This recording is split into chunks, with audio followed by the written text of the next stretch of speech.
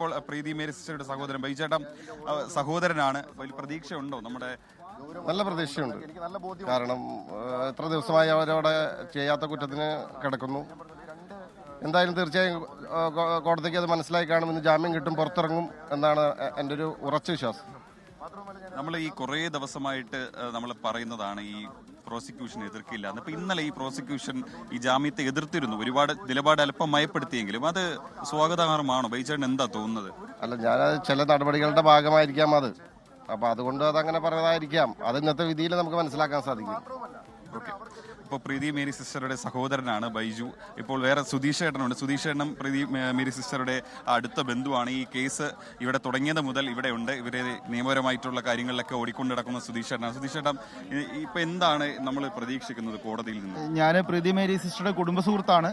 ഏതാണ്ട് 10 വർഷത്തോളമായിട്ട് സിസ്റ്റർ എനിക്കറിയാം. സിസ്റ്റർ നാരായൺപൂരിൽ പ്രവർത്തിച്ച ആളാണ്. ഇവർ പറയുന്ന മാവോയിസ്റ്റ് മേഖലയിൽ പ്രവർത്തിച്ച ആളാണ്. നേരത്തെ വർഷങ്ങളോളം ഉണ്ടായിരുന്നു. അന്നൊന്നുമില്ലാത്ത ഒരു ആരോപണമാണ് ഇപ്പോൾ സിസ്റ്റർക്കെതിരെ ഉണ്ടായത്.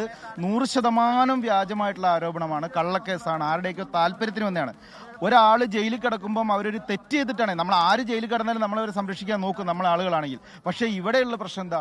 ഒരു തരത്തിലും 1% പോലും അവരുടെ ഭാഗത്ത് തെറ്റില്ലാത്ത 2 കന്യാസ്ത്രീകൾ, നമ്മളെ സംബന്ധിച്ചുള്ള കന്യാസ്ത്രീകൾ എന്ന് പറഞ്ഞാൽ നമുക്ക് നമ്മളെ അമ്മമാരെക്കാളും വലിയ സ്നേഹമുള്ള ആളുകളാണ്. അങ്ങനെ 2 ആളുകളാണ് ഇപ്പോൾ ജയിലിൽ കിടക്കുന്നത്. അവരെ ഞങ്ങൾ പുറത്തിറക്കാൻ വേണ്ടി തിങ്കളാഴ്ച മുതൽ ഞങ്ങളിവിടെ ഉണ്ട്. കേരളത്തിലെ എല്ലാ രാഷ്ട്രീയ പാർട്ടികളുടെ നേതാക്കൾ ഇവിടെ ഞങ്ങളെ സഹായിച്ചുകൊണ്ട് നിൽക്കുന്നുണ്ട്. ജനപ്രതിനിധികൾ, ധാരാളം ജനപ്രതിനിധികൾ, എനിക്ക് തോന്നുന്നു ഈ കേരളത്തിലെ മുഴുവൻ പാർലമെന്റ് മെമ്പർമാർ ഇവിടെ എത്തിക്കഴിഞ്ഞിട്ടുണ്ട്. MLA മാരുണ്ട്. റോജി എം ജോൺ MLA തിങ്കളാഴ്ച മുതൽ ഈ ദിവസം വരെ ഞങ്ങൾ കൂടെ ഇവിടെ ഉണ്ട്. അതുപോലെ തന്നെ അനൂപ് ഇവിടെയുണ്ട്. അതുപോലെ തന്നെ ജോസ് കെ മാണി MP 2 തവണ ഇവിടെ വന്നു. അതുപോലെ തന്നെ ജോൺ ബ്രിട്ടാസ് MP ഇവിടെയുണ്ട്. ഇവരെല്ലാവരും വളരെ സജീവമായിട്ട് ഞങ്ങളെ സഹായിക്കുന്നുണ്ട്. പക്ഷേ ഇപ്പോഴും ഞങ്ങളെ ഭയം, ഒരു വാദവും നടക്കാത്ത സെഷൻ കോർട്ടിൽ നിന്ന് വിധി വന്നത് തിരിച്ചാണ്. ഒരു വാദവും നടന്നിട്ടില്ല.